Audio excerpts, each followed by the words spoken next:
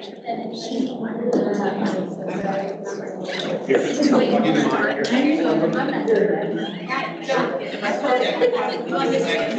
we live streaming? Okay.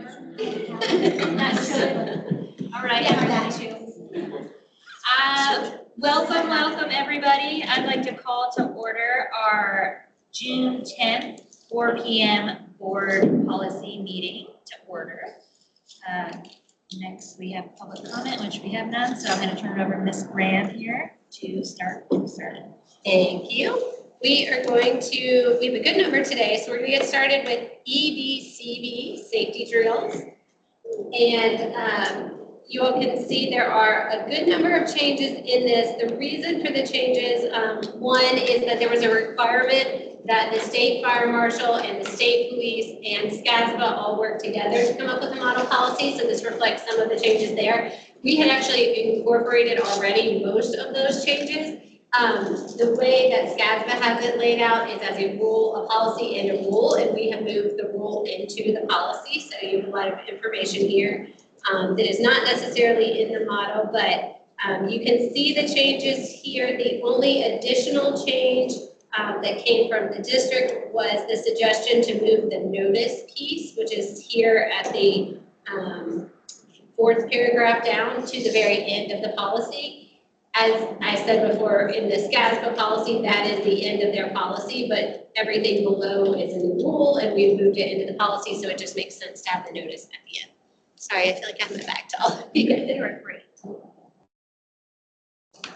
Any questions or concerns about that one? We do have Mr. Drake here. Answer any of those? No, that makes perfect sense.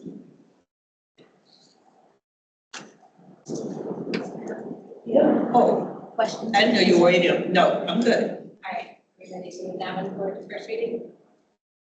Yes. Okay. The next policy is GBH, staff participation in community activities. This is a much older policy from 2000.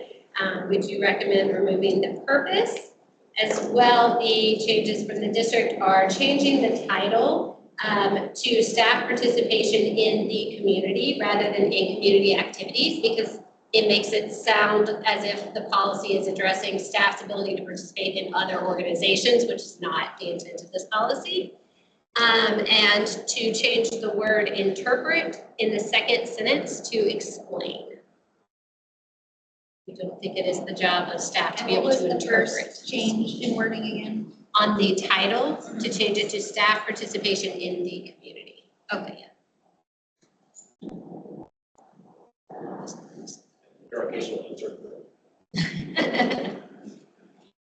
I think one of the things you need to make sure is with the new teachers coming in, that the principals are aware that they need to help them with the mentors, make sure that they understand the basic information that the public may ask them and they'll be able to answer that. Yeah. That's good. For first reading, yes. Next up is GCI, Professional Staff Development. And this is one that had not been updated in quite some time, so you can see there are a good number of changes there. I pulled this up, it was just like the model policy. This. yes, that is correct. Let me confirm, I thought we had it. I don't have red blue. I have You? blue. I don't have blue. I But have all It just blue. has to do with how It's the it's same. It's just the blue. It was just in a completely different format. So we was do just currently have this changes policy, were- but it is much shorter. So I think that the reason that you see this is because it is such substantial changes that it just makes sense to look at the model rather than the changes. Right. So this is the model you're saying? This is not our Okay, see, actual. I don't have this, which is all the other red lines.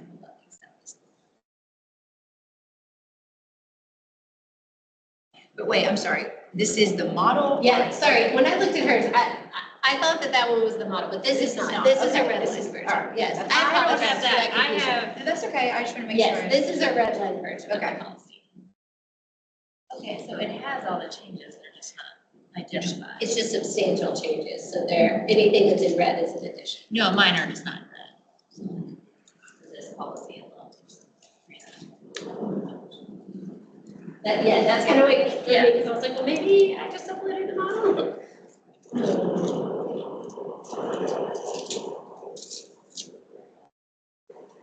Who all worked on the recommended district changes, like, did we get input from Dr. Robbins? So this is the model policy, as I was asked to present the model policy, but in this case, we do ask for feedback from staff. So that's why when I bring you verbal changes, they are verbal changes to the model. But on this one, There there was were none, recommended so everybody was good.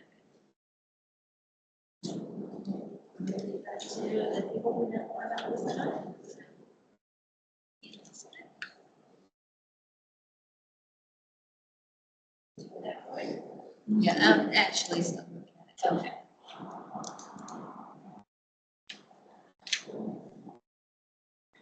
What is the principal induction program? First year principals, there's a principal induction program is through Columbia, through the State Department. And they go on a monthly basis to meetings up there and have professional development from the State Department on being a first year principal. It's Through the required, state? it's required for first year principals to go through and complete that.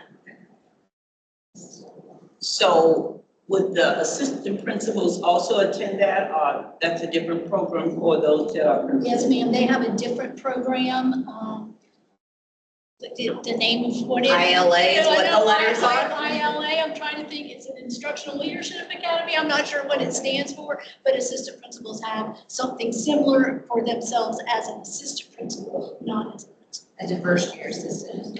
First And then and what about at the first- district level, what do we do to like support? We usually assign a mentor, another experienced principal to, for them to reach out to. And then, of course, assistant directors, chiefs work very closely with them. And at that, with that amount of assistance, you believe that the first year principals are getting all the help that they need, require? Are they hesitant about asking? I don't feel, Ms. Powell, like they're hesitant to ask, and they may be at first, but once they get in there, we get phone calls, especially when things arise that they haven't been through as an assistant principal before, they will definitely call and ask. We try to anticipate what some of those things might be, and as the months come up, rather than, throw it all at them like fire hydrant, we try to, okay, in the month of September, this is what's going to be happening. In October, you got to be ready for this. We try to walk them through that. I know this year I had all of the induction principals to do their evaluations on. So as things came up, I tried to coach them along the way so that when it comes time to sit down with them next week for their evaluations, that they will feel like they've at least got instruction on all the standards. And you can't prepare them for everything, but we do the very best. Is there a feedback opportunity for how the year went at that first year principal? There's as part of principal induction. So they actually have a feedback that you provide, and then they write in whatever their response would be? or how Right, does they that do. go? Well, again, as part of their evaluation, they have a self-assessment that they complete. And so we look at that, and then I sit down with them, or whoever their evaluator is, sits down with them, and we give them feedback on each of those 9 standards, on instructional leadership, vision, interpersonal skills, staff development, their own professional development. So it's almost like you would do for a teaching evaluation, Yes. the only thing is you're doing it as an Yes, admin, but ma'am. they get one. Yes, Okay. And they also get feedback through something called a skill scope, through their principal induction program, where their superiors as well as the people that work for them have the opportunity to fill out a quite lengthy survey, giving responses on how they think they're doing. And so they get that report as well. Thank you. Do you have any additional feedback to the policy? We will move that one forward. Next up is GCQD, which is resignation of instructional staff and administrative staff. This again was a policy that had not been updated in quite some time. So you'll see the proposed changes there. And then there is one item which is specified as a district option. And the recommendation from personnel is to change the date under contract releases from July 1st to June 1st.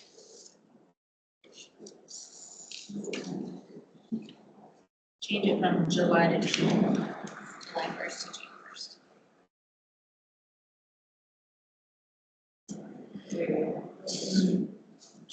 So does anybody have any feedback initially?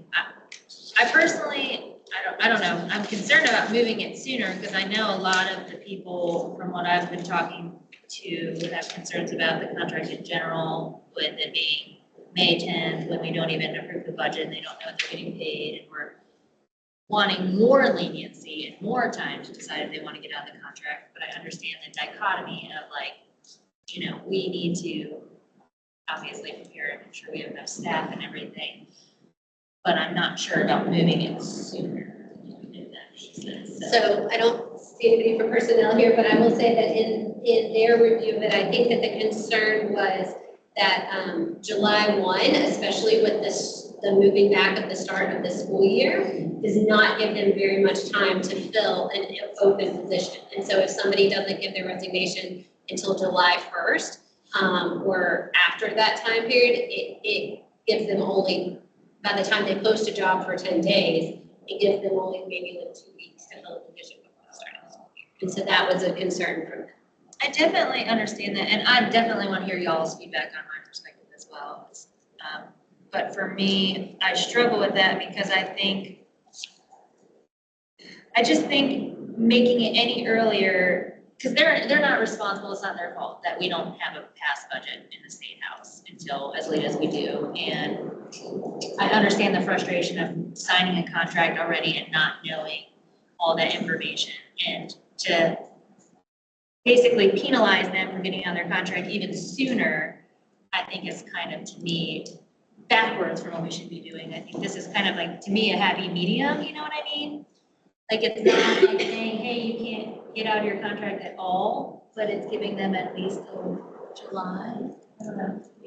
You said June 1st? It's June 1st, or yeah, but giving them, we want to make it June, so yeah, now they have till at least July. Which I understand the issue as well, so I don't know, I'm like, to me, I don't really love the idea, and don't support it, but I'm just one board member, so. I know that there are some extenuating circumstances that you have listed, and I had a teacher contact me, you know, technically you haven't been in the classroom, when you send the contract out, we know we gotta work, so we just simply just go ahead and sign it and send it back sometime the same day. In that particular case, she had already sent hers back, and things happened where she was able to make $25,000 more a year, and so that was hard, and it was hard for me to be able to say to her, you know, you can't, you know, we need you, but, you know, how do you make somebody stay when they really feel the pressure to leave? And, but I know we have to staff our people, but unhappy employees don't necessarily do a good job. So it looks like too, we took out that you have to submit the request in writing 30 days prior to the deadline. So now is it just at deadline? Because right now, what was required is that they would have to submit in writing by June 1st, so that they want So it is it out by really the July same? 1st. So Is what it looks the like to outcome me. is very similar. You see that? Yes. Like Yeah. before, we had it as July 1st, but they had to. So now submit they in can writing just 30 tell days. you. So now the date is just actually June 1st with no 29. 30 day in writing. So, but they could just not give you notice. Isn't that kind of worse though? Wouldn't you rather have? You know, I mean, It they does still seem have like to you could submit it do in it writing. They still have But to I submit mean, it in writing. I think that's true. If it's July 1st and you know for 30 days, how is it any different? For personnel, You mean the for district hiring? knows? Yes, the district already knows they need to be looking for someone. So you're telling me now they could potentially just tell you June 29? Or no, it would be May. It would be May 2029. Okay. Yeah, they went out in July. They went out July. Before, what is it, 30 days before June? 30 days before 30 July. days, essentially it's the same. It's really the same, There's, well, right, or what? so what happens is there's a very small time period. I feel like I'm probably not the best person to explain this. There's a very small time period between the time that they are required to sign their contract by May 11th and June 1st, when they would have to tell us that they want out before July 1. And so essentially, as you're saying, the time period really is the same, but it is cutting down on their notice timeline, I guess. By removing the 30 days. So they would have to tell us by June 1st. Potentially. I mean, I think that they feel more comfortable knowing, because we also get people who submit after July 1st, and they are only released under these two circumstances. So there are people who come forward, and I don't know that this policy would change that, but there are people who come forward the first day of school and say, hey, I got offered a better job, and I went out, and so, you know. And they still leave. And so what determines, because I know like. We don't release them from their contract unless it's one of these two reasons. Do we Well, previously it pursue, was three reasons. we pursue legal options when they, I believe that typically I the know board it's on the has books, not but- submitted to the State Board of Education for that on a regular basis. Whether or not, I mean, it's certainly within the purview of the board, and the policy says that the board may do that. I don't know that overall that. in the past, we haven't had to because we always had people wanting to be here. So, But I mean, this year, a lot of people left mid-year, so we didn't release them. How did they leave? well, if they meet one of the requirements, like they're moving out of state, et cetera, then they're released. Otherwise, they're not released unless we have somebody to fill their position. So if you have another suitable That's a candidate, caveat right then there. they're released. I got Yeah. And most principals will say they don't want to keep somebody here that's Right, just so one they- year. they And they will say, hey, if I find somebody, then I'll, you know, so most principals work with teachers unless they cannot find anybody. So That makes sense. And I know we can't do anything about it, but those that are making all the decisions about when they are going to have the money appropriated so that we can make these decisions, there needs to be some pressure in some form to them because they're asking us to make decisions in the dark, and that's not fair to the employees or to those that are basically in charge as far as the district goes. You have to make sure you have enough teachers to adequately supervise and teach, but, you know, we also empathize and understand the frustrations with not having that information. But, I mean, now that you've explained that,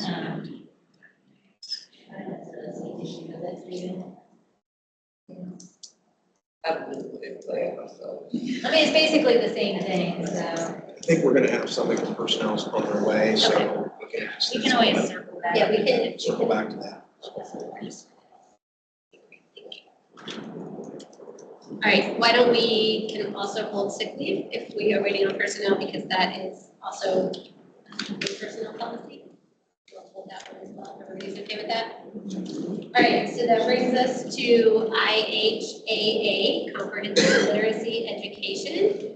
We currently have a model policy for this, although it is extremely outdated. But this proposal was brought forth by Mr. Farnsworth, and so it is substantially different, which is why you don't have a red line version, because it's just a. What is the current policy that you're referencing? IHAA. Is this policy in there yesterday? It wasn't. I don't believe it was. I was gonna say, I apologize, Mr. Farnsworth brought it to my attention that it did I not just get haven't uploaded for the read other this ones, I'm one not at sure all. why. And I know Dr. Robbins, I would really like to get his feedback on it as well.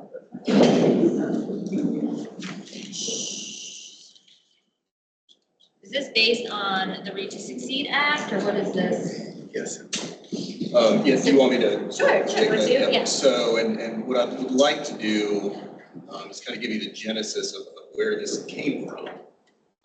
You guys have heard me talk about Soul the Story. So a few years ago, there was a podcast that came out, went kind of viral in the education community, really kind of popped up my radar about the science of reading and reading science, the advances that have been made in research when it comes to literacy training for children.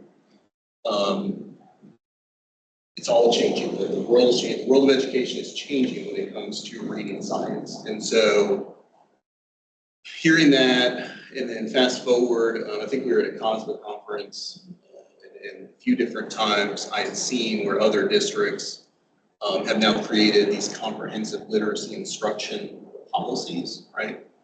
And so I went to Dr. Robbins.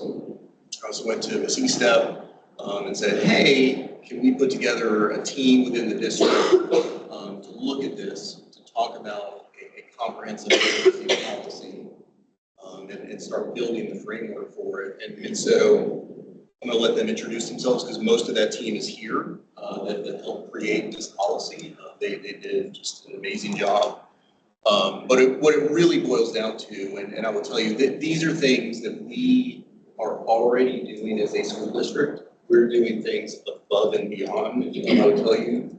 And again, having heard from all of them, having really kind of gone into this policy, these are things we're already doing. We're head and shoulders above other districts across the state, I think across the nation. So what we're really doing here is kind of reiterating from the board level and from a district leadership level, these are the things we believe in when it comes to literacy instruction. So again, so a really well-rounded policy. I have spoken to Dr. Robbins about this policy at length.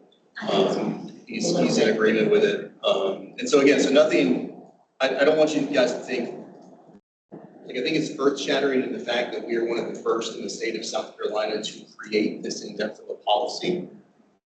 But as far as what's inside of it, we're already doing the vast majority of it. We're just reiterating to our district that our board and our leadership team feel really strongly about literacy education. So with that, I'll turn it over to maybe Ms. Estep. I don't know if you want to introduce some of the team. Like I said, we had some working group sessions to put this together. It was not just me. So I would love if you would maybe introduce your team that helped us put this together. Sorry to put you on the spot. No problem. All right, so we did bring together a team from elementary, middle, and high. So obviously, Ms. Barker, Dr. Franklin was in here. Sorry, I didn't realize where you moved. As well as the middle and high school directors, Kelly and Christy. Then we also brought in our PD coaches with an emphasis in ELA, so high school April Simmons, middle school Lisa Cuthbert, and elementary Melinda Anderson. And then we felt it was important to get facilitators and reading interventionists as well. So Lindsay Stark and Jessica Farnsworth also joined us as well. No, I think we are also missing Donna Alexander. She couldn't be here today, but for the early childhood and the reading piece for K through 2, and Jamelyn Knox, sorry, another PD coach. Thank you. So these are meetings that took place? It would have been beneficial to have sat in on them as a No, policy. they were working group meetings, so prior to bringing it to the policy committee, I wanted to make sure that we had a fully developed policy because those meetings were not, they would not be conducive to this type of setting. They were very much in the weeds. They were very much working group sessions with the in the field kind of practitioners so that we could weed out everything so we could be ready for questions. So when it comes to the policy committee here, that we can then ask high-level questions. What we looked at was really a lot of discussion about what do we want? What is our vision? What are we doing that we definitely want to make sure that we continue doing? Is it in alignment with state standards? Is it in alignment with national and state research? Is it in alignment with best practices and reading strategies? So again, I think it was bigger. I know it was bigger than me because the folks that are out in the schools and actually doing it are the ones that we needed to hear from, to hear what teachers were saying in order to, I guess, make this come to life. So with that, I think anybody here is more than happy to answer any questions. Again, it did get Christie's kind of legal stamp of approval. I really just wanted to have it kind of wrapped up prior to bringing it to the policy committee. But again, any questions, I think anybody here is willing to answer for sure. I like the idea that you did it from kindergarten through high school, because that's the goal, for them to be able to, take care of business between beginning to the very end when they leave us. So, the fact that y'all were able to do this in such a short period of time, it's a lot, says that you put a lot of effort in it. And I'm sure you consulted with teachers and all of that, so as long as it's going to get our kids reading and comprehending, I'm good. Yeah, and again, I would turn over to the group, but I think that the primary function of what we're looking to do as a district is move towards research-based literacy instruction. And there's more to literacy. It's not just reading. Literacy encompasses everything. It encompasses writing, it encompasses speech, comprehension in the further grades, and so there's a lot to it. And so we really just try to capture that in this policy.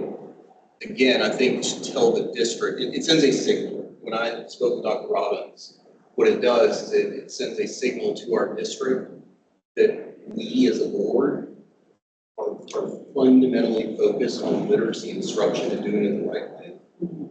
And I think that's how you get everybody in the district on board to follow in those footsteps.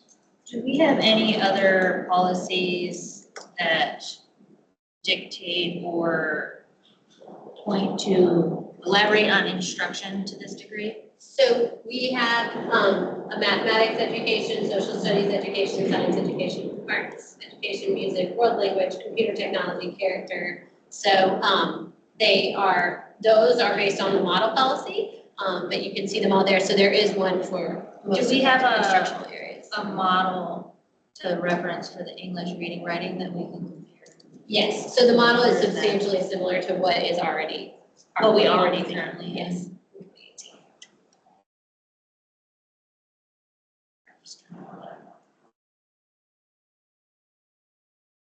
And what, Mr. Doherty, do you see any, I know Dr. Robinson here asked, do you see any benefit into creating policy versus operationalizing this sort of information? I mean, basically what this is just saying what our best practices are here. I don't think it's the operational piece or administrative guideline that come after this policy. So, Do you think the policy is necessary, or do you think, I'm just trying to understand if this is something that we would normally want more than operationalize, or if this is. yeah, I'll just give you an example. One thing we'll talk about today is cell phone, policy, and what Ms. Estep and her team have done, and kind of collaborate with other groups in the district and kind of come up with this. We're going to do the same thing for the cell phone, and so I think they've done it the right way, brought a team together and given recommendations, and so that's kind of that collaboration piece of making sure people have a voice in this, and it sounds like they've done that, kind of like what you would do with the cell phone when we have an operation of that. So. And I think it's always good for you to look back and kind of evaluate where you started, where you are now, what's happening with the trending that's showing some type of improvement for us. And you can just incorporate that in what you already have if that's working. Right. So, like I said, I think it's a win-win. I just want to make sure that we have a few that aren't really where they need to be. And as long as that research helps us to move them forward. I do know this with the science of reading is something that's been pushed across the country, so, We all got to sit in on one of those in You probably saw that in COSBA and COSBA, hear, yes. I think there was like 6 presentations. They were all awesome. And again, not to beat the dead horse on, but we also wanted to be very, very careful in policy that we did not Well, that's, dictate minutia, if you will, within policy. You will see this is a balance. It's very, very high level literacy information.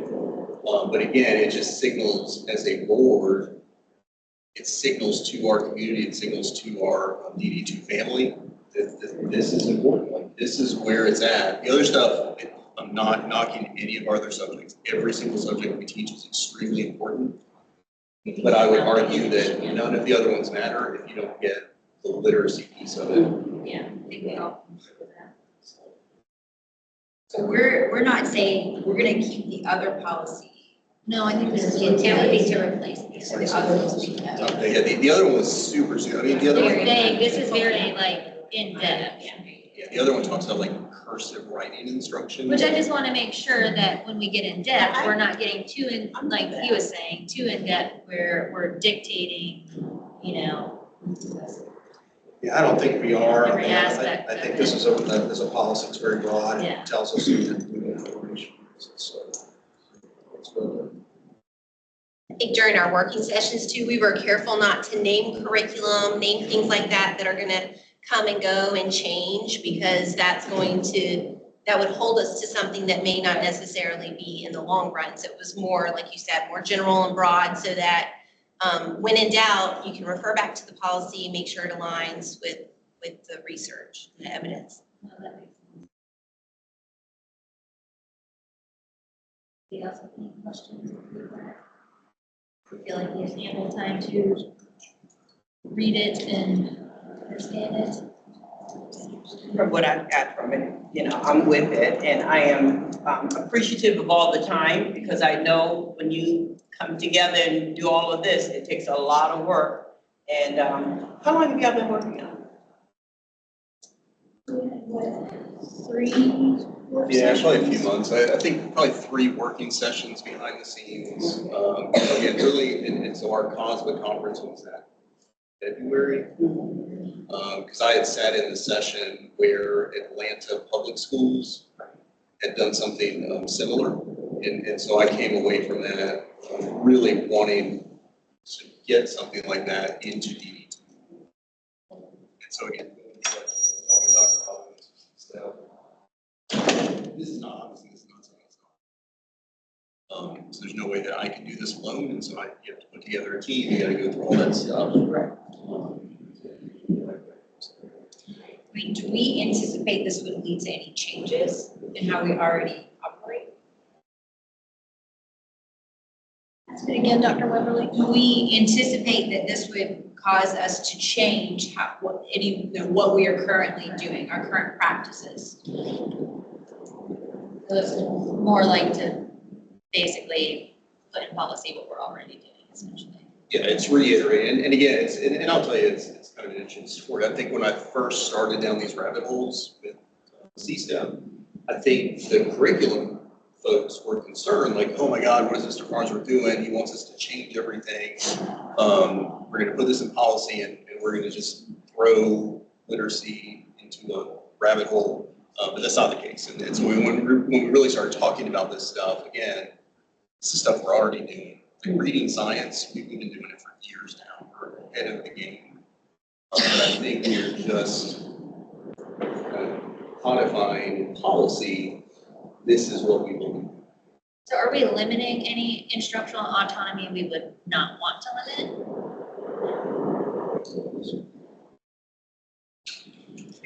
I don't see any issue.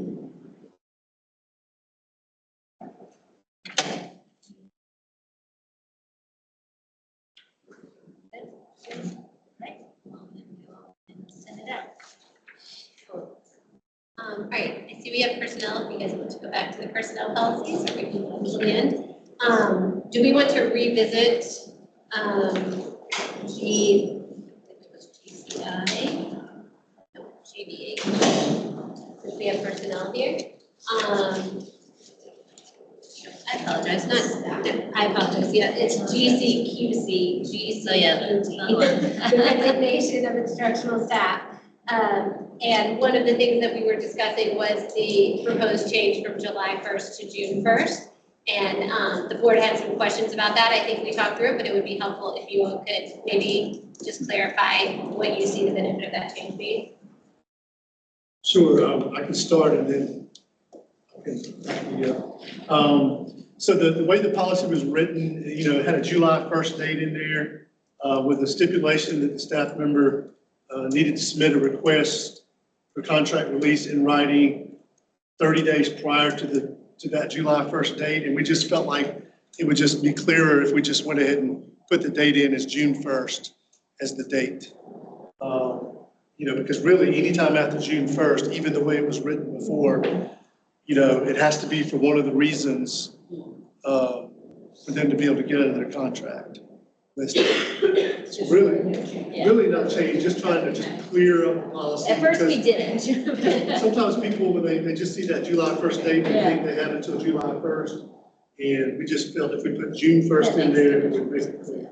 I didn't do a very good job of this. No, you did, once I like wrapped my brain around it, but at first I was like, I didn't wanna, but essentially that makes way more sense, yeah. I'm completely. I had no other concerns with this policy. The next one that we had in personnel was sick leave bank. This is, I'm sorry? So I just said, ooh, Lord. Yes, exactly. This was something that Dr. Robbins wanted to see proposed. It is something that our district has not had in quite some time. Some surrounding districts have it, not everyone. There was at one point a good amount of litigation around sick leave banks, and so a lot of districts sort of shied away from that, but of course it does bring a benefit to employees, and so it is something that we are looking at bringing back. This policy, I will say, is a bit of a conglomeration from several different districts and then looked at by ours. So it started initially kind of based on Georgetown's policy, but in the end, we changed so much of it that I'm not sure you can even really see that anymore. So I will give you all some time to look through it if you haven't had a chance to read it already, and then we are happy to answer any questions that you have. There is one proposed verbal change from what is here. It came to light after we had already uploaded it, which is the suggestion to add a stipulation that employees can only use 90 days from the sick leave bank over the entirety of their career with the district, so that Oh, for an their entire career? yes, so that an employee couldn't repeatedly use the sick leave bank because you can get up to 90 days at a time, and so you would be absent for half of the school year if you needed 90 days. Is there a certain amount they can use within like a school year? So by statute, they can use 90 days of their own leave, and then after 90 days, there's the right of the district to terminate, depending on whether they have leave or not being on that, and what the reason is that they're absent. Yes, they are also entitled to FMLA, so part of the policy is that you would have to apply for FMLA to run concurrently with sick leave. FMLA is only 60 days and it is unpaid. So it is obviously a different procedure, but they would be applying to use those concurrently if they need to be outside. In speaking with you earlier, I have a question on the very first page, number 2. It says illness to the employee or his or her immediate family. I thought this would only pertain to the employee you and are not correct. family. You are correct. That was an oversight on our part. Thank you. Well, Yes. I know we had talked about Yes, it. we did talk about that. Thank you for bringing that to our attention. Yes, the policy is intended to apply only to an employee illness, not for caregiving, which FMLA does allow you to take FMLA for caregiving. And, previously in the district, we could take it for family, but they didn't have FLMA at that time, so. And this is something that, as the years go on and we get back into this, it might require modification, but right now, because we really don't have a very good sense of how many employees within the district are going to participate, what the usage is going to be like, so we wanted to start with it limited, and then if we have the option to broaden it later on, we would certainly like to. Oh, Thank you for that. So sure. that is one of those carryovers from another district. Don't worry about it. I see many mistakes after I thought I was finished. Okay, part 2, letter D. Okay, one day available. Okay, so if they submit their application, but they don't have 1 day of sick leave available to them, so that they can join, is it possible for a fellow employee to give them that day to, they can't do That is not the intent. So there are Okay. two different versions of sick banks, if you will. One is a sick leave donation program where you donate directly from one person to another person. And then there is sick leave banks, which are collaborative efforts. You join the bank, you apply to a committee. We chose to go with the sick leave bank model because there are some concerns about donations in terms of having to disclose your personal circumstance to other people, allegations that somebody received more, days from somebody else because they're better liked or because they were willing to tell more of their sad story than somebody else wanted to disclose, that sort of thing. So that's why we chose to go with the bank version. So there would be no individual donation from one person to another. Oh, But okay. that provision would only really be applicable for the first year of the bank because of the timeline, because going forward after this coming school year, the timeline would run July 1st through June 30th. And so everyone would be issued their days fresh on July 1st and you would take one of those automatically. So there's, I don't want to say it could never happen, but I don't really foresee how it can happen that somebody would not have a leave day on July 1st. But the first year, that could be the case because we are doing a different timeline because the May enrollment obviously would have already passed. And so we have a different timeline for the first year. And so conceivably, somebody could have used up all of their days before we actually draw their first day out. It could be me, but it may be others out there. So I think you need to emphasize the difference between what we're doing now and the way it operated before, where you had a sick, where you could donate. Like we have some people never take a day, and so they have all of these days, and they just rather than let it go back, just want to give it to the bank or to the leave or whatever. And so that's not the case. They're only given one day, and they cannot give their unused days to the. They can't give it to another person, and as of now, they cannot give it to the sick leave bank. That is something that the district would kind of monitor as we use the program and see how it works. Tina is not here to explain the financial side of it, but I think that, as I understand it, essentially, people do not get paid out for their sick leave unless they retire or they use it. So if you choose to leave the district, you don't get paid out for your sick leave. And so the district has to have a way to financially account for those days that we didn't pay out for people. And so if we allow people to donate all of their sick leave to the leave bank, then that is more of a liability to the district because it's a financial burden that the district would take on. And so that is sort of something that we want to monitor how the program is working before we agree to take on people's extra leave days. We might entertain later on. But I'm just saying, make sure that's clarified, because those of us that have been here a while, we're thinking, ooh, that's wonderful. But you only get one, But like- here one day. Multiple days in the day. Yes. Mhm. And then, okay. On the same page A at the bottom, regulation for use of the bank. The employee must have been out of work for at least 20 consecutive days, work days as a result of the illness to himself, him or herself. All right, and I wrote down, if the employee's out 14 days, return to work, comes ill again with the same situation going on as far as their health, they would not have been 20 days, so. So they could potentially, if it's the same situation, qualify for intermittent. They would still have to be out for 20 total days, but if you qualify for intermittent, they don't have to be consecutive days. So it would be a rare circumstance, but conceivably, I guess if you had sort of a relapse of a situation or you came back to work and then found out that you were not really able to return to work. I can see that. Then So that would potentially count that could up be an as the intermittent 20. situation. Serious illness. But yeah, I mean, it could. I think it's probably rare, but Okay. it could happen, and I think the policy would allow us to take that. I just like to check them all out because somebody's gonna come back. Oh, yeah. Yeah, I think that's a good one. Okay, and then you can tell I really got into this one. I love that. Thinking like a teacher. Yeah, we appreciate you, Ms. Bell. Okay,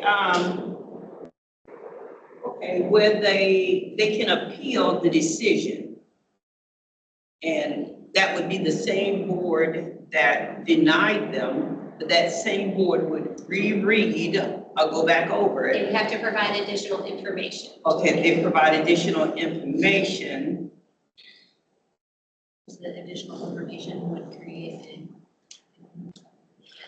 Right. If they were denied, maybe the committee felt like they didn't have enough information, and so they could submit an appeal that would include additional information, and the committee would consider that. But it would be the same committee. I guess I'm feeling a little, some kind of way about if you denied me the first time, how open are you going to be to taking a second look at it and I might be on. Well, I mean, Yeah, I mean, I I feel like the understand. idea of an appeal is usually to a different body. Right. That's a So, good, that's a valid yeah, I point. mean, certainly we could change that. I would say that if you look, it's a pretty substantial group of people who comprise the committee. And so I think the concern is that appealing to like a one person, you know, Oh, not beyond one. that, and making sure that we are consistent in our decision making. And so I think that is a primary concern. And the whole. And then Well, that'd be I mean, a whole nother committee too. Right. You have to, And then you'd have to right, have you an have to appeal go from on the other. other. Well, my whole thing is simply, Yeah. as long as we have the opportunity, if we see that that's not working the way it should, that we can revamp. I mean, we it. can always. Appeal it to the board. Okay, no, I don't wanna make a I don't decision. want So you all are welcome to do that. I don't wanna do will that. say I'm trying to think of a body that already every policy exists. I've seen says you cannot appeal to the board. Okay. You all are That's on here welcome to already. do that if you want, but I No, think we that don't board want can that. I take don't a want big that. step back from that. I was just thinking of another existing body that Yeah. we want to have to formulate.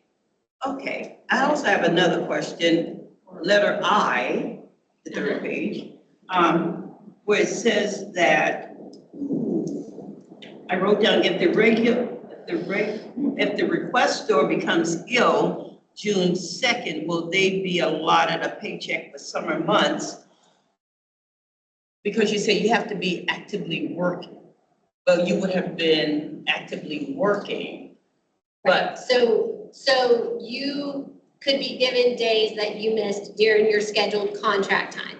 But if you are a teacher who is not, you know, if you're on a 190-day contract and it is over the summertime and you become ill, you would not be paid additional amounts for those days because you were not scheduled to work anyway. So you would, if you had had sick leave, But you then wouldn't you be wouldn't- taking sick leave. but if you've used all your sick leave, then you won't be getting a check because you have, say for instance, if you became ill in the middle of May, Uh-huh. and you've used up all of your days, so now you have from the middle of May through the summer, but you don't have a paycheck because you have used all your days, so.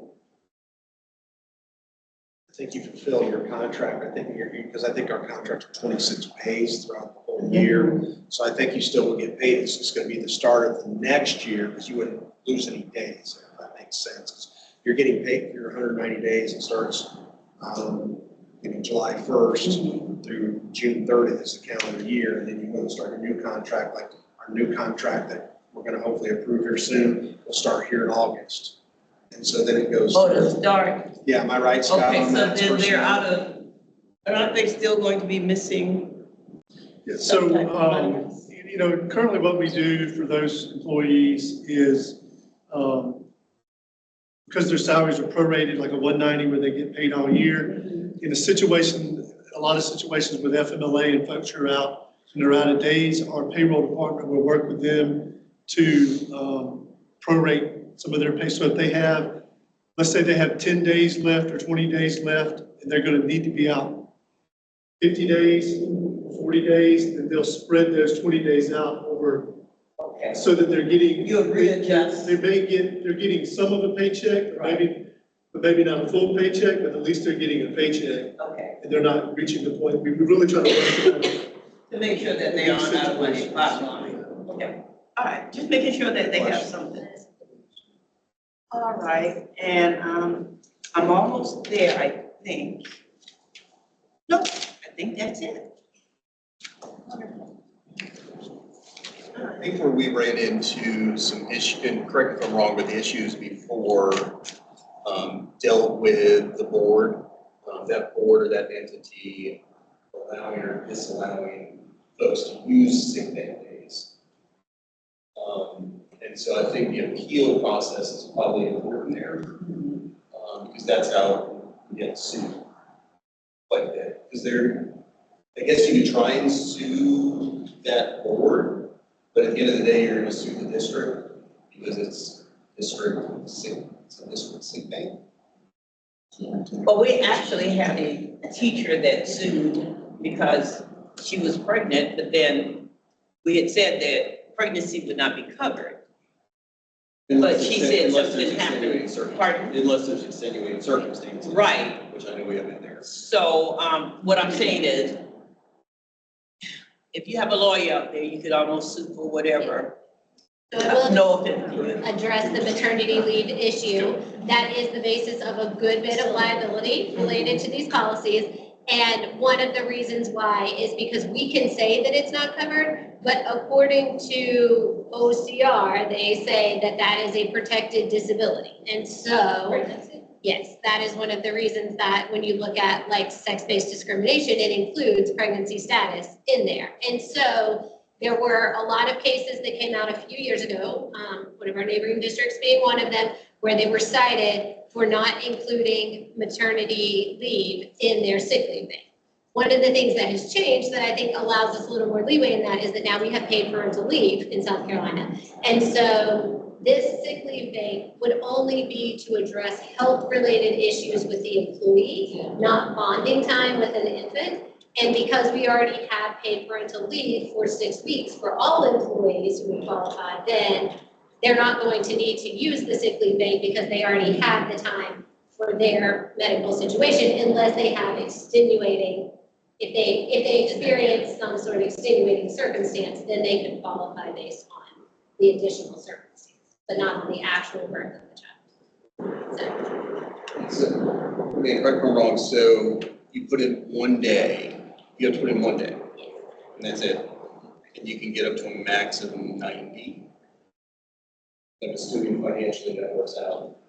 Tina has bought off on that. We're waiting to see, but yes, that is the plan. That is the plan. That is how most of them operate. That is one of the things that is certainly going to be something that we have to monitor as a district is what the input is and what the usage is and how that works out over time. We do address in here that if at least 30% of the staff do not participate, then the bank will not run. And if the bank runs low on days, we have specific metrics in there, we would open a new open enrollment period outside of the standard open enrollment period to try to bring in more days. That is also one of the times that you talked to Tina about, we might consider allowing people to donate some of their days over 190 days, or if they are leaving the district and not getting paid out. So that's sort of where we would monitor that and determine if that's something that we need to allow based on the usage.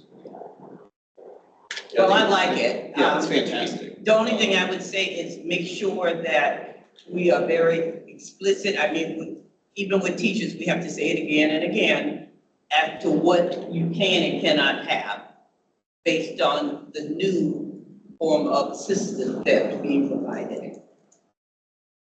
And now we still have And quite going a. back to the appeal process, should we put something there, I was talking to Christie, the superintendent or his designee? We do that a lot with some of our policies, I think, or do you want it different? Or just approve?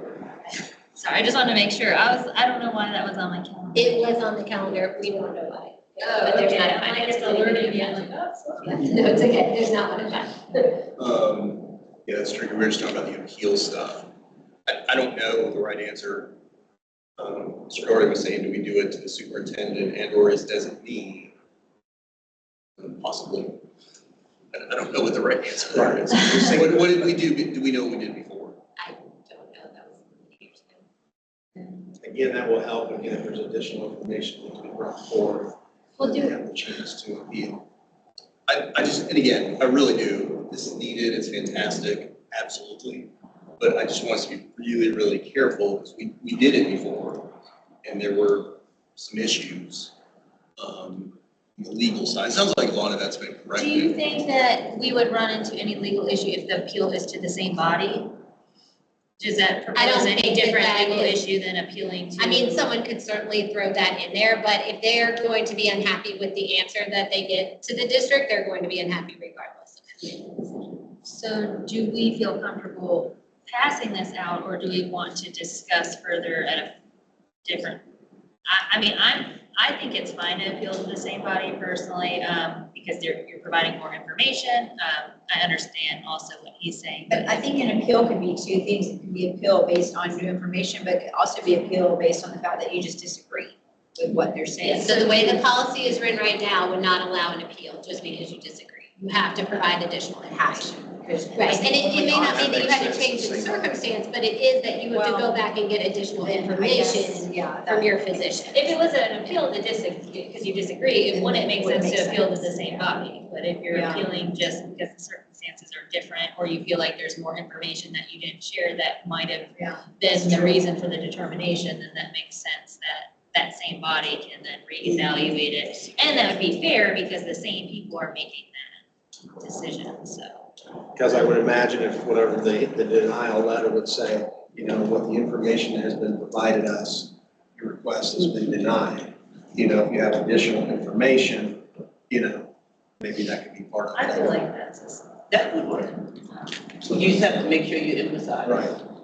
the process. Can we, timelines, I understand what you're saying as well, timeline, I'm assuming we're trying to get this in for 24, 25. We We are. can, 'cause we don't have board meetings to do that, right? it will still, we're still fine. Yes, well, as the schedule is currently, we have a meeting on June 24th and then July 22nd. Well, we don't, but I will. Well, I understand, I mean, I guess that's a discussion for the group, because if that is the case, then none of these policies will be. Well, I would on. like to put a policy meeting, for our, prior to our July, meeting, but I don't think that's really a difference if we don't have. And we might have to. I think we should. I think we may have enough policies Yeah. to put in place. I mean, or we can have a call meeting at another time, but if we want these policies to take effect before the start of the school year, we would have to have, yes. Well, and this one specifically, because on July 1st, you're gonna have those dates put in. Well, and I did talk to Dr. So for this school year, it would not be until later, set a later date for this school year. September 1st, yes. September 1st for what, sorry, to put in your note. For this school year, yes, open enrollment would be at a different time. Well, then wouldn't we still meet it? Because we still have the July and August meetings. And then I also talked to him briefly about the cell phone policy and talking about possibly operationalizing it, even if it's just still a committee. And, like, if it passes out of committee, then I don't foresee like us making substantial changes to that, so we can still potentially move forward with forcing it. Because you obviously can start a school year and not enforce it, or just decide to enforce it 2 weeks into the school year, so. Well, when do they print, do they still print out the little? Yeah. Yeah, they still do that. Ms. Troy, do you know when the new student handbooks, when does that go out? We are still working on the new student handbooks, doing edits to those, so we'll be towards the latter part. That needs to Cell go phone. there. So when is like the deadline for an update to the student handbook? Well, don't they still send the updates in and they're supposed to But I like can put get up the the new date ones? for the actual deadline before it goes to print, if it's something that you all want to put into the handbook. I can get you guys, We'll just say I struggle with printing something in the handbook that is not existing for policy. I think that it creates a lot of confusion for parents and students. Yeah, what happened? If we print something in the handbook that conflicts with student. but it's So what existing for happens policy. if, yeah, no, I agree too. So what happens if the board policy for cell phones passes after handbook's printed? We abide by the board policy, which I is mean, obviously ultimately, the right. ultimate decision maker, yes. But we do have that come up from time to time where people find discrepancies between the handbook and the board policy, and we're working on correcting that. But it does come up from time to time, and it does make it very difficult for parents. Can you not just have a disclaimer in the handbook saying We do, yeah. approved board policy will Yeah. take precedence? Yeah, we might just have to point something to that specifically area. Yeah, I mean, I would just have it in the handbook, because all the handbook does is highlight important policies for students. At the top of that section, I've got big bold letters that just say, approved board policy takes precedence over anything in this Okay. handbook. One of the things, I believe it does currently have a disclaimer, one of the other things that we're working towards in the handbook is removing the copied language from board policy and just referencing where you can locate it, so that as policies change, you don't have to go back and change the language. That's how some of the discrepancies have come up before, is that board policy has been changed and nobody changed it in the handbook, and so we're trying to eliminate some of the repetitive language there, but we also want it to be a place where we notify parents of the things that are in board policy that are, Well, you know, especially most during the important to them. policy So, changes in the middle of the year. sorry. We have policies that we've updated Right. and then that essentially affects. We try to take ones that are, have a significant impact over the summer. And that was part of the difficulty, I think, in rescheduling this, and my understanding at the time that we were gonna have 2 board meetings before the start of the school year, so I think that is a little bit. That was the whole intent of, it was why we scheduled this one. Well, I'm good with passing the sick leave thing out of committee if everybody else is good as is. Whatever the letters were. It doesn't actually have a sign. Oh, okay. Yeah, because it's not a model policy, so. So I was like looking for it where I put it. Yep, right. On to the next. Okay, next we go back to the curriculum. We have IAAR, Grading and Assessment Systems. And this is a pretty long policy. It has some changes pursuant to the model and some changes that are either in district-specific information or that are coming at the recommendation of the curriculum team. So we kind of go through those one thing at a time, if that makes it easier for everyone. Okay. So starting at the beginning on page 1, all of this is district-specific information, not coming from a model. And so there was a recommendation under grades 3 through 5 to remove reading as one of the graded subjects and have it be only language arts. What was the reason for that? Do we not provide grades for reading currently? Currently in 3rd through 5th grade, we give a reading grade and a language arts grade. Is that only because it's required or?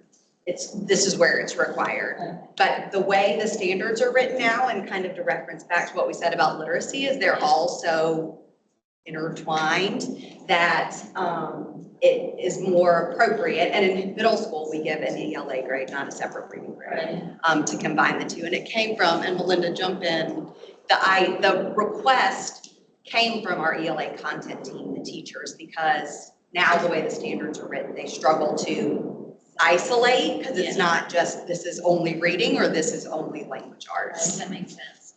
Is there any, I guess, for like a parent perspective, like benefit to having, I mean, what else are we providing parents so they're still aware, like where their child is specifically on reading? Obviously, grade isn't the end all be all. I know we do like Lexile and assessments or different things. So can you elaborate? So they do get, obviously through conferences, especially if there's a concern, they get the national assessments like NWA Math is a reading specific assessment as opposed to a separate language arts assessment. So they do still get reading specific information. It's just hard to grade that way necessarily. But also to go back to that parent communication piece, we only give a reading grade in elementary because of the way it is in middle school. So sometimes, almost on the flip side, that causes confusion for parents is they get 2 grades in 3rd, 4th, and 5th, and they move to middle school and they get just an English language arts grade.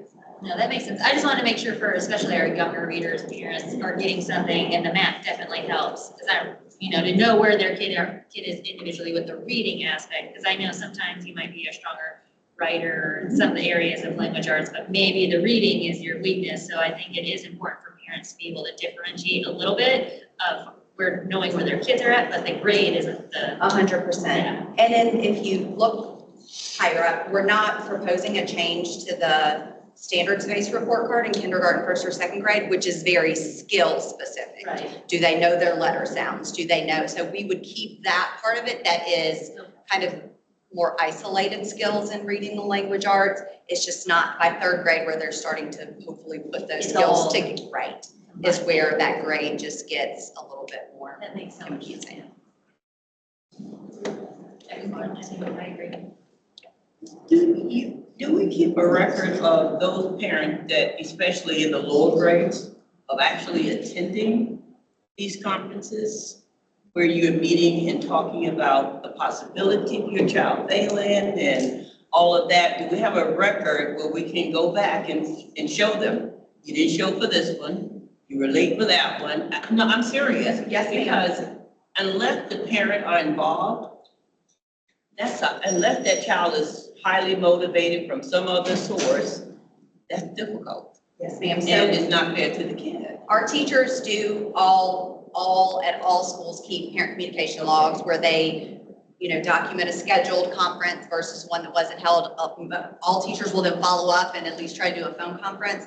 Also, our students in kindergarten through third grade that are behind in reading have a literacy assessment portfolio, and conferences are documented in there as well. So that is another specific to reading, a way to document concerns and how they're being communicated to parents. Usually that happens in log entries. Yep, of and then Power that'll School, all go into log which is entries in nice. Power School. Log entries in Power School. So if you're the principal, the parent calls and says, call here, they're communicating with here, you get a conference here, so you know if your kid's going to be retained. It's a I always possibility. joke with people, like, I don't know how you cannot know at this point. Like, when I get emails or somebody's like, I didn't know my kid wasn't gonna be able to graduate, or what, I'm like, how? Now you can tell them. Tangent, I'm just sitting here like, I mean, you, at that point, you just. I think be you upfront. have to tell be them like, knowing sitting there like, yourself blah, that blah, you blah, don't know like, right at now. that point, I just don't know, so. Kudos to y'all, because I appreciate that. I'm like, I know everything my kid's doing every day when they're not doing anything that they should be doing. Okay. Never, but, yeah. I do have a question where I kind of differ, and I know that was something that we as a district, waiting until they reach third grade to determine that you're going to retain them. I think the older they become, and they being retained as an older student, it's more of a problem for them as well as for the schools, the teachers that are trying to teach them. They know that they are not up to par. And so some parents don't get that, until they get that wake-up call, they won't do what they need to do, unfortunately. And so you wait until they get to third grade, then they're really behind. Now we have to decide what to do with them. And then we move them on to fourth grade. And the more we keep moving them on, that's unfair to me, to that child. So I guess we have to come up with something. Are we addressing that in the? Yeah, I was gonna say, we have a separate policy. Oh, okay. Yeah, so we can talk about retention. I mean, if we want to address it now, but the next Oh, policy okay. I was also just talks kind about of, retention. I was just like, yeah. Yeah. it's all together in my I know, it head, all goes okay. together, yeah. Okay, so we'll go through this one and then we'll talk about retention Okay. on the next one. All right, so the next proposed change is on page 4 of this policy, the one that starts with final grade. And the proposal would be in the second sentence of that bullet point to remove everything except the statement that the final exam will be calculated as 20% of the final grade. Move everything. Sorry. Will you say that again? Yeah, in the bullet point that says final grade, Mhm. that second sentence that says the first semester grade and second semester grade will each contribute 40% to the final grade, to delete that portion and only leave the final exam will contribute 20% to the final grade. Just because you. They don't, or they Yes. don't do that, is And that I'll- what we? But it's still changing the practice, it's just. Yeah, I think that's not changing the No. practice, that's the current practice right now. Yeah, that is the current practice, just the way this one is written, it's meant to be representative of like a full year class and uses the word semester or year, whereas we have, because of the varying schedules that we have, we focus on the actual course or the unit as opposed to the length of time. Just 20% of the unit grade period, whether it's a semester course or a year-long course. Makes sense. Okay, the next proposed change is in that following paragraph, the second sentence, again regarding state mandated end of course exams. The recommendation would be to change, Wait, what words, sorry? in the next paragraph, Okay. the second sentence starts with required state mandated end of course exams. The recommendation would be to change that to some courses such as advanced placement and project lead the way have exams that will not count as a numeric grade. You're changing one or you're adding? Changing that Required sentence. state mandated. Okay, could you repeat that will not? Some courses such as advanced placement and project lead the way have exams that will not count as a numeric grade. Is that basically because they're taking like external AP exams and that's And currently so what we do. You're not gonna average it like a 4 in their grade, because it doesn't have a numeric grade. Like my so. twins took the AP exam and then that's gonna, they're not gonna even get that till July and it's gonna be an obscure number like you said. Poorly be wonderful.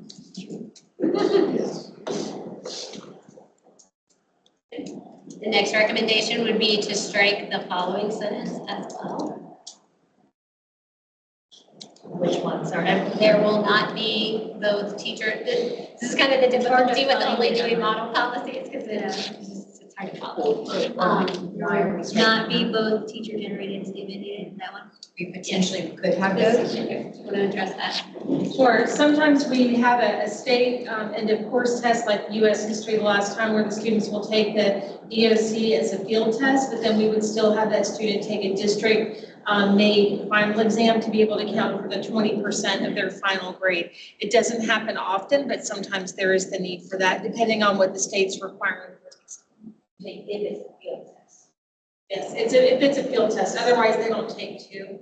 Now, sometimes you'll have a student who's in AP US history, the students do take the EOC. The EOC would count for part of their grade, that's really kind of the only outlier. So what are we proposing to change it to? Just take that statement out. So it will, sometimes they will take those, but she's saying only if it's like a field test.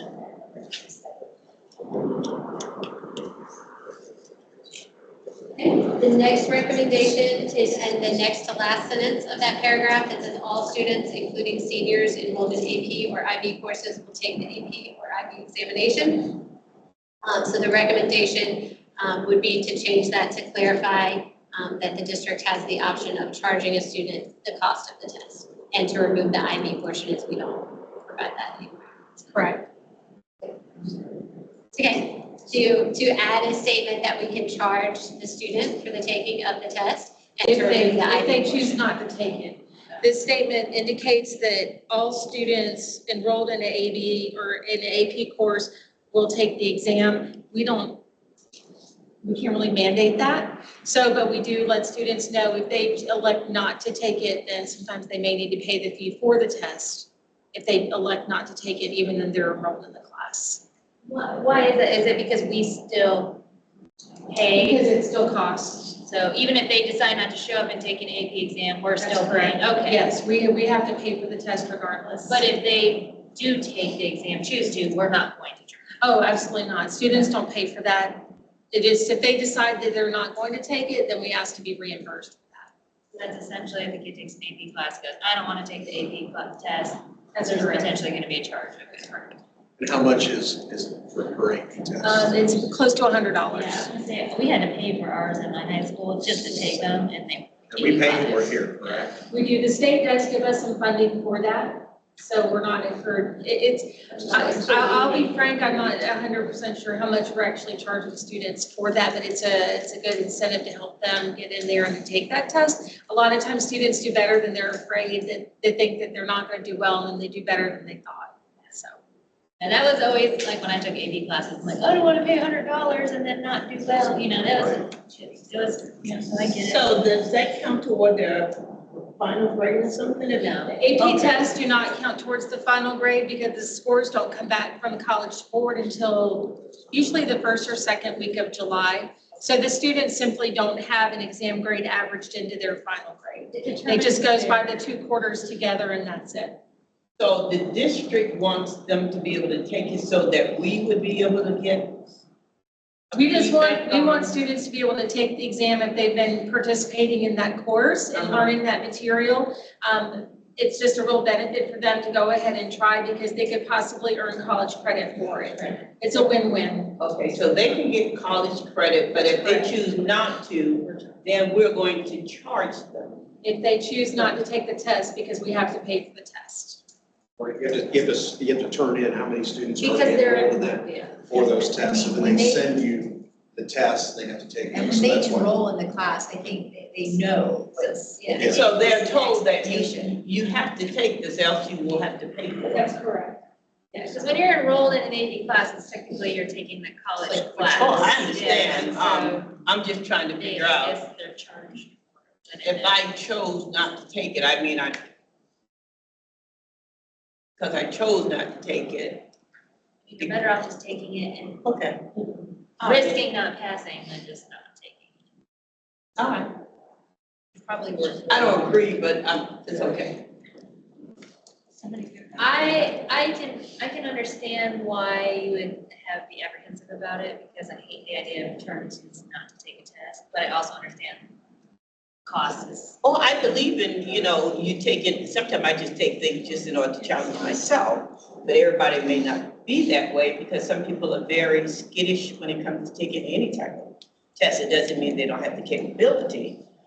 But then you're going to charge them, but we're already putting the money out there, so. How much money are Okay. do we have like a number? Is this like something that we substantially lose a lot of money on already? Like, is there a reason why we're kind of like wanting to I don't charge? have a figure for that, but I certainly can do some research on that and get back to you guys with some facts, some figures on that. I don't know how many we're talking about. I don't think it's really that many. If students have if they have a legitimate reason for not being at the test on the testing day, like they're really sick, we can apply for them to do a retest for that. So there are accommodations that are available for students if, there's something going on and they can't make it on their testing day. There's some testing day. But I'll be glad to get some information from the schools to help us all understand how many students we're talking about. And please understand, I'm not against them, I think it's good for you to challenge yourself to see where you are for your own benefit. But I guess a family that could not really afford to, they have to pay for it now that they didn't take it. Okay, we're good. I think we're gonna move forward with that change and look to pass it out here. If for some reason you determine we need to readjust, we can always revisit it at a later date. Okay, the next recommendation is just below that where we have the letter grade and numerical average. The F should say 59, to be consistent with the other pages. Is that correct, Ms. Elander, 59 and below? 59 and below, just because Yes, that's the way it's 59. worded in the other sections. I just thought it was Below 60 consistent. right now. So instead of below 60. It should say 59 and below, because technically it's 60. Oh, It's just I maybe love this, yeah, I'm trying to find the sentence. it's a little scale, halfway through-ish, but it's. Oh, okay, I didn't see that. Oh, there, yeah, I didn't scroll down far enough. I'm looking at it, all I see is 59 or below, 59 or below, okay, continue. Okay. Next proposal is.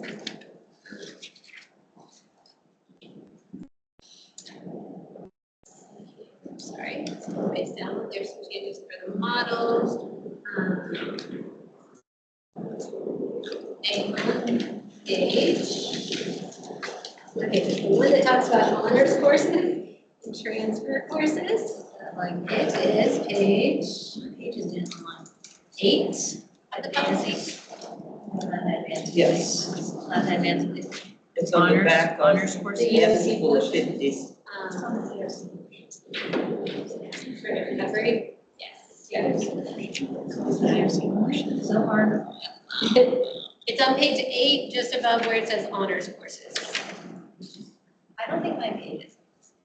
Might be the end of course testing section. Where it talks about end of course test, yes. Oh, I found it, yay, sorry, y'all. Not a problem. So the recommendation would be to remove the first sentence that says not at the end of an extended period granted through credit recovery option. And then,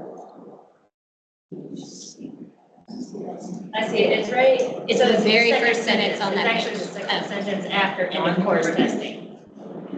It starts for me on page 6 and continues on page 10, or I don't 7. know why I'm page 8. Mine's on page 8. Yeah. Right above where it says honors courses, see this like short little, so it says not at the end of an extended period. Will be allowed to take it. Okay. Yeah, so for us, it's on page 6 and 7, and it's split like. Yeah, that's why when you were I saying don't know pages, why I I'm have like, page 8. It's on my page. It's on your page 8. I don't know. To remove the portion that says, and not at the end of an extended period granted through the credit recovery option. okay, can you like elaborate on that? Oh, I see. So within the course test, the students are required to take the EOC if they're enrolled in an initial credit course. Where I thought this was a little bit confusing is that it refers to credit recovery. And really with credit recovery, because of our proficiency plan, students do not have to take the EOC again if they are enrolled in credit recovery.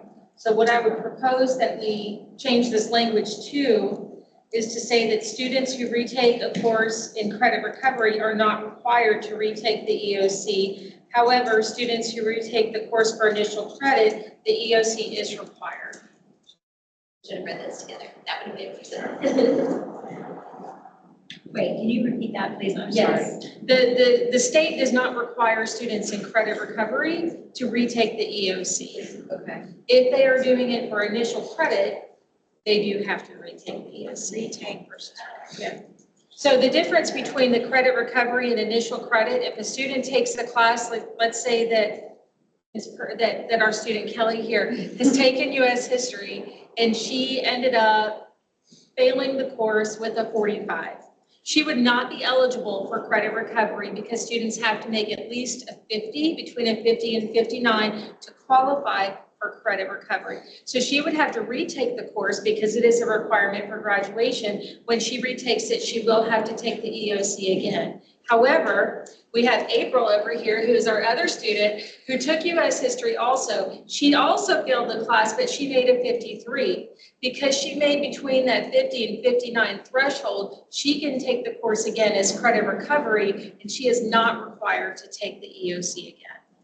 She's not. Because That's state. I really don't love that because I don't feel like you're. She's not enrolled in retaking the course. Right. You enroll So, in but- retaking the course. So, but the initial taking of the EOC still stands, right? Yes, that's correct. So she still has a grade. Oh, so it's still factored in. Oh, okay. I thought you just got rid of For it. this would be for the second attempt for both. So depending on if they've taken it the first time, everybody takes the EOC the first time. They have to. Okay, I get it.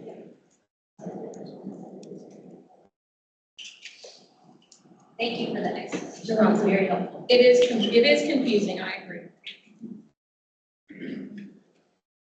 That is the end of the district's proposed changes for this one. There are, the ones that are already redlined in there were the model policy changes. And those were all good. Everybody. I am going to pass this out of committee for first. Unless anybody else has any other questions? All right, let's go to IKE. All right, yes. I'm gonna try to be a little speedier since we only have 30 minutes left. All right, IKE is promotion, retention, and acceleration. And so this is where we were talking about retention. As you can see, one of the changes here is under kindergarten. This is all, I just want to clarify, district information up here at the top. So that is, it's not based on a model policy, but the recommendation is to go ahead and group kindergarten in with grades 1 and 2. We don't really know why we had that separate. It also reads more like it's about retention instead of promotion when it's under the promotion category. So the recommendation was just to group that in and delete the kindergarten section.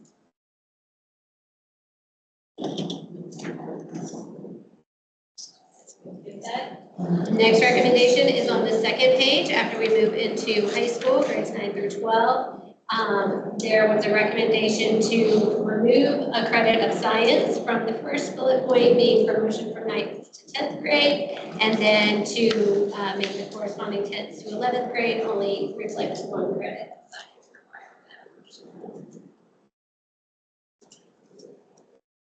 Are we removing science? So the recommendation would be from 9th to 10th grade that you do not have to have a science credit to be promoted to 10th grade, and that you only have to have 1 credit of science to be promoted from 10th to 11th grade. because we only That's because students only have to have 3 credits of science to graduate instead of 4 for every year. So this gives them a little more leeway to get those 3 sciences in.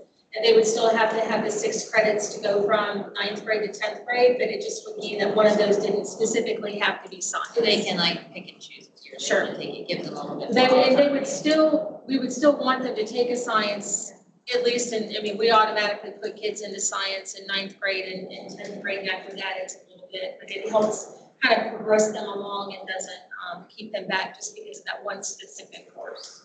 They've still got plenty of time to get their 3 sciences in. And same with the social studies, kind of same logic with the social studies. Pardon? Is it the same logic with the social studies? It is. Yeah. The next recommended change is on the heading of retention.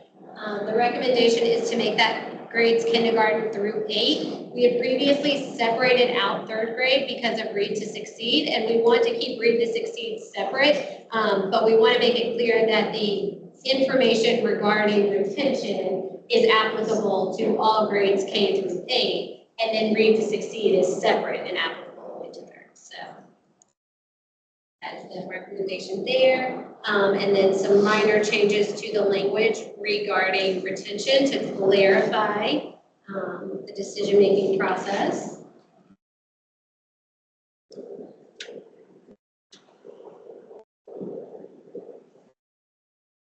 Concerns about that? Okay, that's good. The next recommendation is on page 4 under acceleration of students. And so there's a recommendation to remove the statement that at the bottom of that first main paragraph under acceleration of students, to remove the statement will be given. That's just a typo. Scrivener's error, if you will. And then 2, it says will be given, will be administered, will be given, back to back. And then next is to change the first bullet point to the statement that the students would be expected to score in the 98th percentile or above on an approved nationally normed achievement assessment in both reading and math, to clarify the requirement to be considered for acceleration. And then also on those bullet points was the recommendation to move the bullet point for background experiences into the second bullet point so that it's just a list. Just makes it clear. For that policy.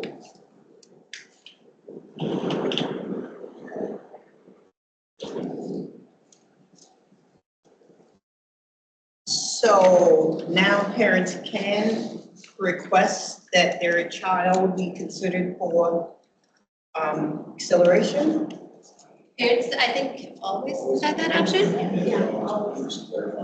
They just have to meet the criteria, which is to be in the 98th percentile or above for reading and math, am I correct? Which, I mean, makes sense to me. I think, some people do have students that just, they need the challenged, and if they have the other criteria also helps kind of weed out like the emotional maturity and aspect of this. And then Jen Massey will be involved too with our Kids in Talented. She's involved with that as well. So she'll be part of that process. Okay, do we have a percentage of any kind of statistics on how many in the last few years of our students have been afforded acceleration? Ms. Powell, don't quote me on this, but it's not many. I would say 3 to 5. Okay, 'cause I don't, It's very rare from It what is. I've experienced, but I do know like some students that have, and they've greatly benefited from it. Like they were like above and beyond and really needed to be in a higher grade. It was just, so And it is very, very, I've not. In all my years, I have just not come across any of them that have. Typically is at elementary. Yeah. And then the students accelerate at elementary versus middle and high. High school, they don't ask to get accelerated because it's more credit based. So. Sometimes you run into those kids who are like academically really gifted and then also like they're maybe in the higher age bracket of their group. They kind of teetered on that anyways. Well, you don't want to hold anyone back if they're able and capable, so I'm glad to know that that's there. 90% and higher is pretty. Well, elementary ran me away early on, so I didn't have that much time with them. But I did discover middle school and fell in love, so, you know, it's okay. Well, I'm just has decided. All right, sounds good. All right, we will pass that one out. Next up on the agenda was the cell phone policy. We did intend to present that today. However, there was a lot of feedback when district administrators talked about it. And so I think at this point, it is not ready for presentation to the board. We did want to let you all know that we are continuing to work on that. And I don't know if Mr. Doherty has more information he wants to share about that, and what the intention is to be Yeah, contained there, but. Really, the intention is to really save the instructional time is where most of our teachers or administrators see that as a distraction in the classroom. And that's, when we're looking at the policy, that's what we're looking at is how do we prevent it from being a distraction in the classroom? And so we met with our high school principals, one middle school principal, then previously at an administrator meeting, we met with all the middle school and high school principals getting feedback. So we're still not ready for this to be operationalized. As far as operationalized, that's kind of administrative guidelines, but just bringing that policy to you. I mean, we're going to need 2 readings on that policy. So, you know, the next board meeting, we'll have to bring that to all you. Dr. Owens said he thought you had maybe had a hard copy of like your initial proposal and maybe we could hammer out some, but that's up to you. I don't know. We can, I mean, you got it, but I don't know. If the board takes it under consideration, it becomes public. Do you want us to release that? I think that's just something we certainly can, but something we want to keep in mind. We don't want to cause confusion. Yeah, no, But the intent was, again, to really protect that instruction. yeah, no, I agree. Well, you know, it's the instructional piece, but it's also misinformation goes out. Parents become alarmed, they contact the schools, and next thing you know, we got a whole, the principals don't even know what has happened yet. But somebody's gotten on their phone, called their parents. And I know the big thing is, well, what if something happens and they're sick? You do what we did back in the olden days. You go to the front office and have to call home. That's, to me, that's simple. Okay, so that's where we are with that one. We will bring it back to the board when we have more information. We have 2 others that were holdovers from a previous meeting. One was KA, School Parent Community Relations. There were some substantial changes to this one primarily because the intent was to take out the goals and priorities from the policy and make it more policy-based and more broad scoped. And I think Ms. Kelly is here if you all have questions about the goals or priorities of our school parent community relations program. But that was pulled over from the last meeting, so we need to bring them back. Yes, did have to review it, so I'm fine with it. It's KA.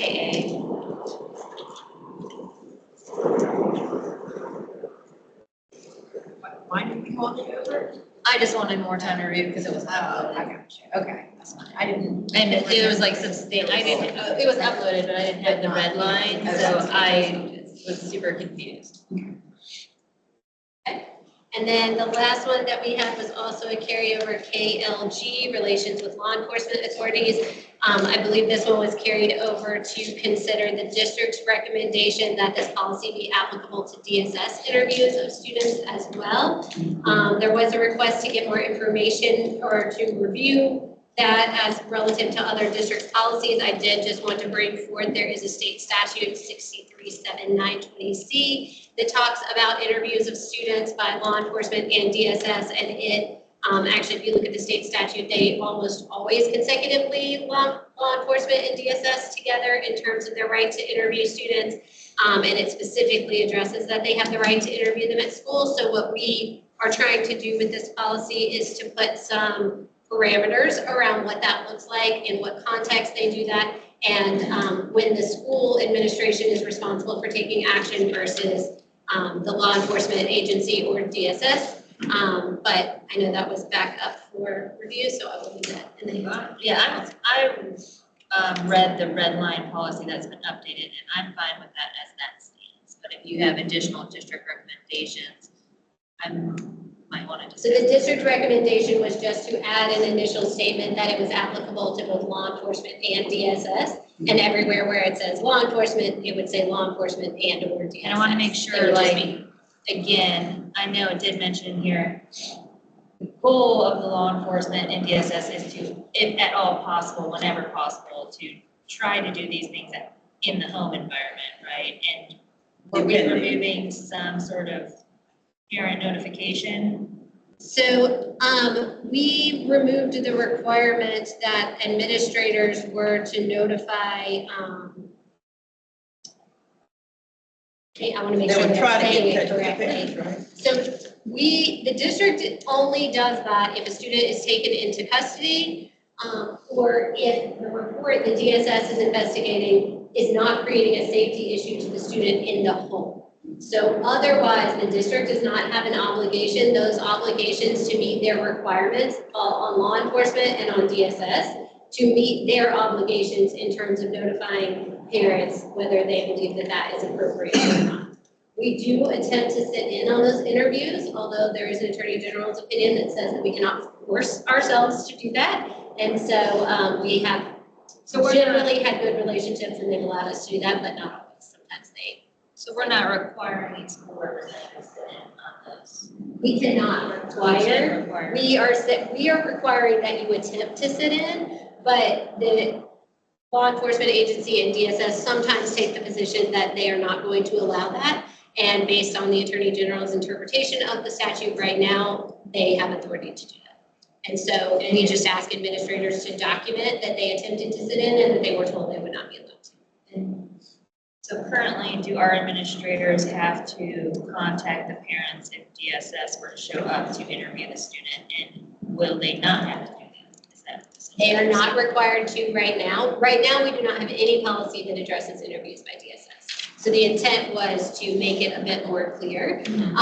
But a school administrator would not notify a parent about a DSS interview unless they were sure that the child would be safe outside of that. And so if it is a DSS referral, and I know Ms. Santamaria and Mr. Jai are here, maybe they can speak about this as well, but if it is a DSS referral for something outside of the home, then they may notify the parent. But if the allegation is regarding the parent or something that is occurring in the home, then we could put the child in a safety risk by notifying the parent that DSS is So in there. currently, So our we do not. practice is they don't. DSS has their own notification obligations and they should continue to abide by those. But it says prior to a student interview, school officials will call the student's parent, legal guardian. Unless legal reasons. That was- Unless, right.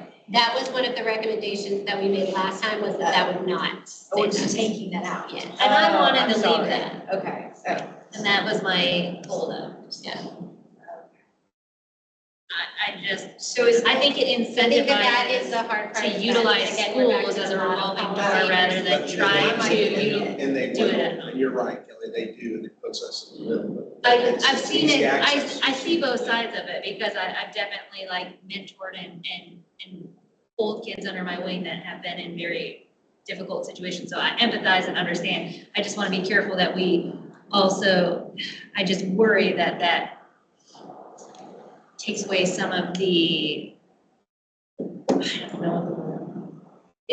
Again, like I said, make it or incentivize it to be more of a revolving door, to utilize the schools versus trying to do this in So, other ways. 'Cause There were I've seen it. several other proposed changes, so I want to make sure that everybody is passing the same policy that they have in mind. So given that this is not maybe something that has to be passed before the start of next school year, I would recommend that we table it one more time, and let me present you with a model versus a proposed district, so that you all can see That's this what I and make sure that everybody is needed to moving forward. I will say, law enforcement does not make a habit of coming to our schools and interviewing students. We're talking a very small handful of times throughout the year where outside detectives or outside agencies come to the school to talk to the kids.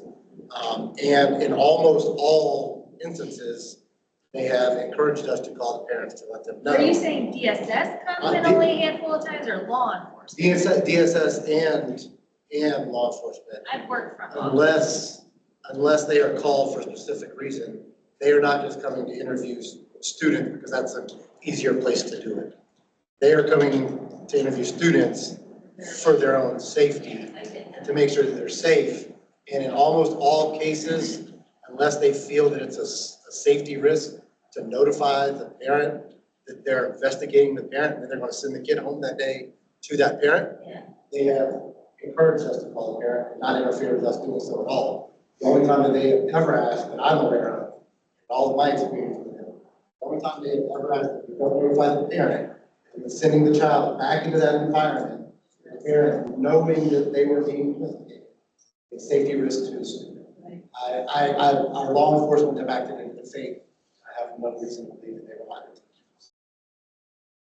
But I do want to make sure, because there were some recommendations last time different from the model policy. Yeah. And so I want to make sure that everybody is on the same page about exactly which language we're passing. So if you all are comfortable with tabling that, I would recommend we table that to the next meeting. That's all. Well. See, we have no public comments. I adjourn this policy. Thank you all.